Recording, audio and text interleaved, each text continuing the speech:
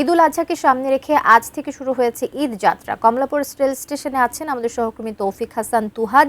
বিস্তারিত জানতে একটু সরাসরি তার সঙ্গে যুক্ত হতে চাই। তুহাদ, ঈদ যাত্রা শুরু হয়েছে আজকে, কেমন দেখছেন? ভোগান্তি নাকি একটু স্বস্তিতে যেতে পারছেন যাত্রীরা? চিত্রটা একটু জানতে চাই আপনার মাধ্যমে।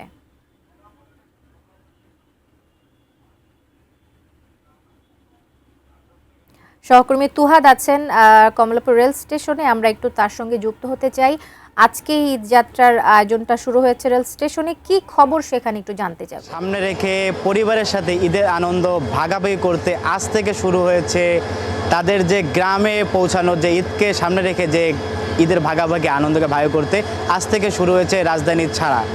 আজ থেকেই শুরু করেছে যাত্রীরা বিভিন্ন প্রান্ত তাদের যে ঈদের যে আনন্দটুকু ভাগাভাগি করতে তারা এই ট্রেনে করে বিভিন্ন যে তাদের গন্তব্য সে গন্তব্যস্থানে যাচ্ছেন। আমরা সকাল থেকে এই কমলাপুর রেল স্টেশনে রয়েছে, এখানে দেখতে পেয়েছি সকাল থেকে এখন পর্যন্ত 26টি ট্রেন এখান থেকে যে গন্তব্য সে গন্তব্য গিয়েছে। 26টি ট্রেনের মধ্যে যদি আমি বলে থাকি, আমরা রেলওয়ে কর্তৃপক্ষ আমাদের জানিয়েছে 26টি ট্রেনের মধ্যে আন্তনগর 16টি এবং 10টি এখন পর্যন্ত এখান থেকে ছেড়ে গিয়েছে গন্তব্যস্থানে। এবং সকাল থেকে আমরা দেখেছি যে আজ থেকে শুরু হওয়ার কারণে এখানে উপচে পড়া ভিড় আমরা চোখে দেখতে পেরেছি।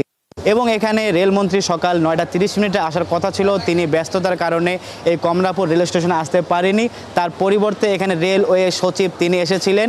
রেলওয়ে সচিব এসে কথা বলেছেন সাংবাদিকদের সাথে। তিনি বলেছেন যে অন্যবারের চেয়ে এবারে যাত্রীদের নির্বিঘ্ন করার জন্য যে সার্বিক ব্যবস্থা, সে সার্বিক ব্যবস্থা নেওয়া হয়েছে এবং আলাদাভাবে এখানে যদি কোনো ধরনের ব্যাঘাত বা বেগ পেতে না হয় যাত্রীদের, সেজন্য ভ্রাম্যমাণ আদালত এখানে স্থাপন করা হয়েছে। এছাড়া ছাদে কোনো ধরনের যাত্রীরা যে যাতায়াত করতে না পারে সে ব্যবস্থা করা রাখা হয়েছে। এছাড়া আমরা যদি যাত্রীদের নিরাপত্তার কথা বলে রাখি, এখানে 3 স্তরের নিরাপত্তার ব্যবস্থা রাখা হয়েছে। পুলিশ সদস্যর পাশাপাশি আনসার ও আনস ব্যাটালিয়ন সদস্যরা এখানে উপস্থিত রয়েছেন।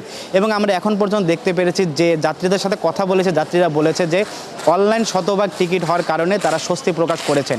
এবং রেলওয়ে কর্তৃপক্ষ আলাদা ব্যবস্থা রেখেছে, 25% টিকিট স্ট্যান্ডিং টিকিট রেখেছে যদি যাত্রীদের কোনো ধরনের ভোগান্তি পোহাতে না হয়। তো এখন পর্যন্ত এখানে 26টি ট্রেন ছেড়ে গিয়েছে, 16টি ট্রেন আন্তনগর এবং 10টি ট্রেন কমিউটার।